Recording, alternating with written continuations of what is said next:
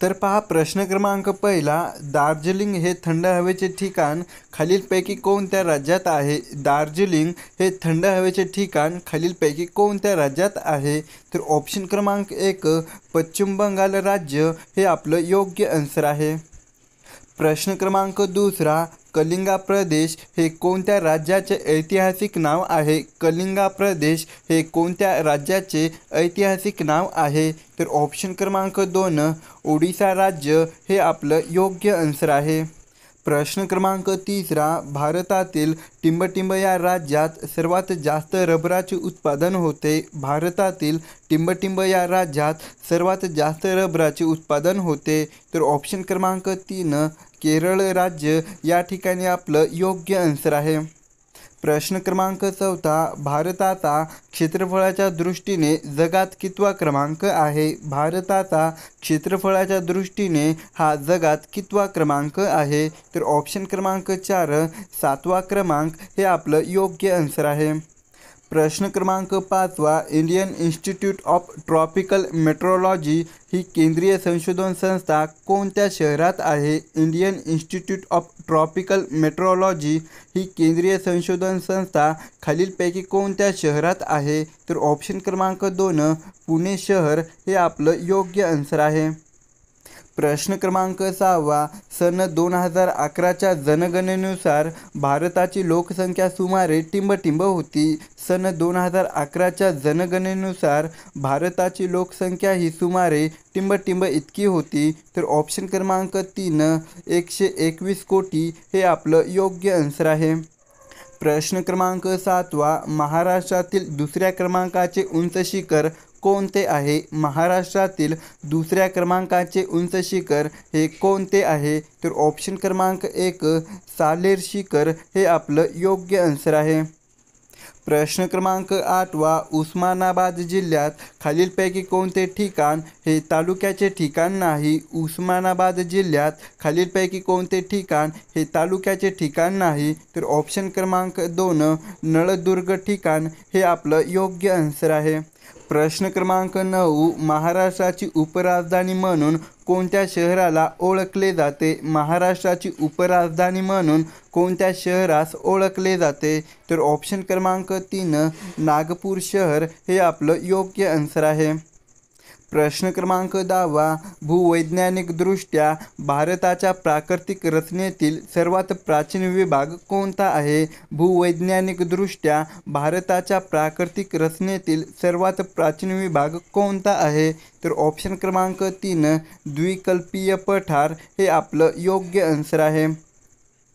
प्रश्न क्रमांक 11, रायगड जिल्ह्यातील भात संशोधन केंद्र कोठे आहे? रायगड जिल्ह्यातील भात संशोधन केंद्र हे खालीलपैकी कोठे आहे? तर ऑप्शन क्रमांक 1 कर्जत ठिकाणी हे आपलं योग्य आन्सर आहे. प्रश्न क्रमांक 12, महाराष्ट्रात ई-ऑफिस प्रणाली लागू करण्यात आलेला पहिला जिल्हा कोणता आहे? महाराष्ट्रात ई-ऑफिस प्रणाली लागू करण्यात आलेला पहिला जिल्हा कोणता आहे? तर ऑप्शन क्रमांक 3 सिंधुदुर्ग जिल्हा या ठिकाणी आपलं योग्य आन्सर आहे. प्रश्न क्रमांक 13, महाराष्ट्र औद्योगिक विकास महामंडळाचे मुख्यालय कोठे आहे? महाराष्ट्र औद्योगिक विकास महामंडळाचे मुख्यालय हे कोणत्या शहरात आहे? तर ऑप्शन क्रमांक 4 मुंबई शहर हे आपलं योग्य आन्सर आहे. प्रश्न क्रमांक 14, वारकरी संप्रदायाने कोणास संत म्हणून स्वीकारले आहे? वारकरी संप्रदायाने कोणास संत म्हणून स्वीकारलेले आहे? तर ऑप्शन क्रमांक 3 शेख महम्मद हे आपलं योग्य आन्सर आहे. प्रश्न क्रमांक 15, भारतासाठी वसाहती स्वराज्याची मागणी सन 1905 साली कोणी केली? भारतासाठी वसाहती स्वराज्याची मागणी सन 1905 साली खालीलपैकी कोणी केली? तर ऑप्शन क्रमांक 2 नामदार गोखले हे आपलं योग्य आन्सर आहे. प्रश्न क्रमांक 16, भारताच्या कोणत्या राज्यात कोळी समाजाची वस्ती मोठ्या प्रमाणात आहे? भारताच्या कोणत्या राज्यात कोळी समाजाची वस्ती ही मोठ्या प्रमाणात आहे? तर ऑप्शन क्रमांक 1 महाराष्ट्र राज्य हे आपलं योग्य आन्सर आहे.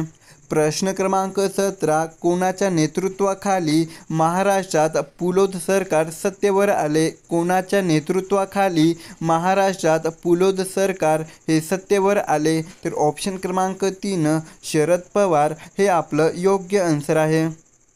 प्रश्न क्रमांक 18 देऊळगावराजा तालुक्यात खडकपूर्णा नदीवरील प्रकल्पाचे नाव काय आहे? देऊळगावराजा तालुक्यात खडकपूर्णा नदीवरील प्रकल्पाचे नाव हे काय आहे? तर ऑप्शन क्रमांक 2 सोकासागर प्रकल्प हे आपलं योग्य आन्सर आहे. प्रश्न क्रमांक 19 चाबहार बंदर हे खालीलपैकी कोणत्या देशात आहे? चाबहार बंदर हे खालीलपैकी कोणत्या देशात आहे? तर ऑप्शन क्रमांक 4 इराण देश हे आपलं योग्य आन्सर आहे. प्रश्न क्रमांक 20 माहितीच्या शोधासाठी समर्पित असणाऱ्या वेबसाईटला काय म्हणतात? माहितीच्या शोधासाठी समर्पित असणाऱ्या वेबसाईटला काय म्हणतात? तर ऑप्शन क्रमांक 2 सर्च इंजन हे आपलं योग्य आन्सर आहे.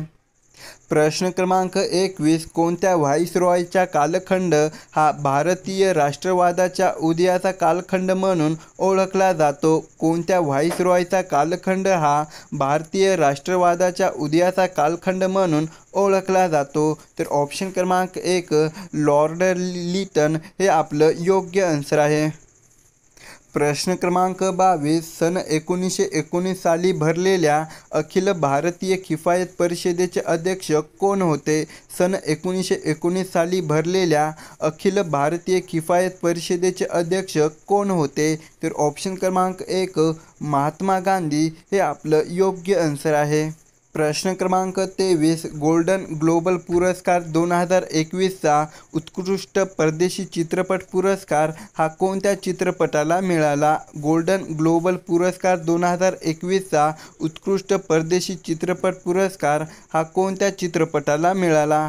तर ऑप्शन क्रमांक 3 मिनारी चित्रपट हे आपलं योग्य आन्सर आहे.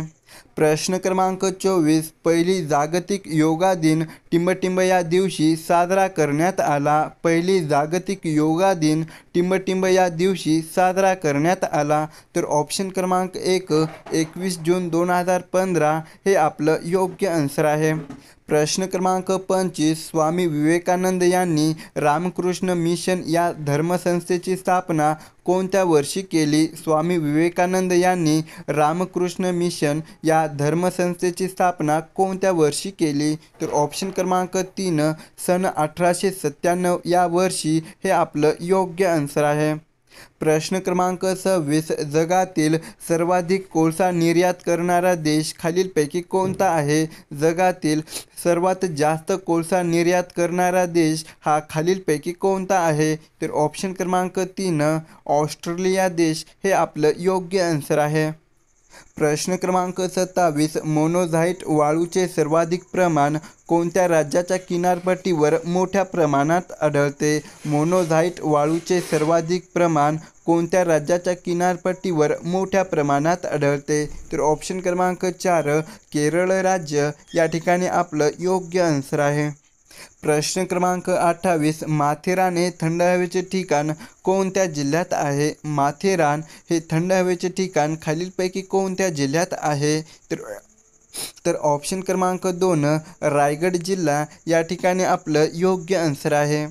प्रश्न क्रमांक 29 जालना शहरातून वाहणारी कुंडलिका नदी ही खालीलपैकी कोणत्या नदीची उपनदी आहे? जालना शहरातून वाहणारी कुंडलिका नदी ही खालीलपैकी कोणत्या नदीची उपनदी आहे? तर ऑप्शन क्रमांक 1 गोदावरी नदी या ठिकाणी आपलं योग्य आन्सर आहे.